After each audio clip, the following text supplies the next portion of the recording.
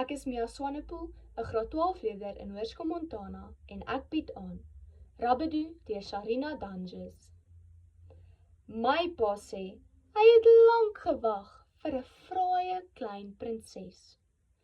Want na 5 seunskinders was hy nie lus vir nommer 6. Die ooievaar het my kaste gebring tot voor my ouers se huis. Maar ek weet, dis 'n bogstorie. Ek dink dit was 'n volstruis.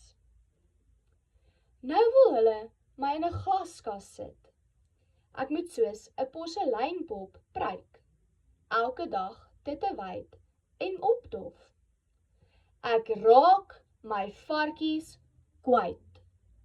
Ek wil nie teepartytjies hou vir meisies wat net staar.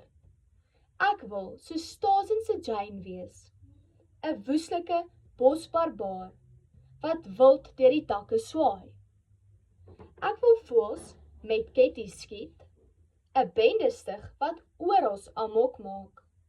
Maar as meisie word ek dit verbied.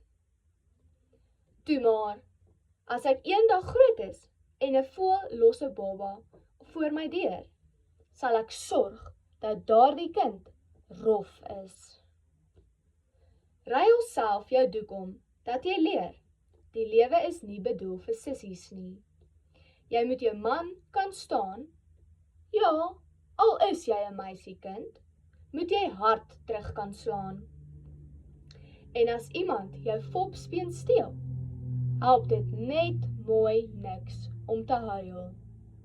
Byt en skop die een wat dit doen, trane moet jou bokshandskoene ruil.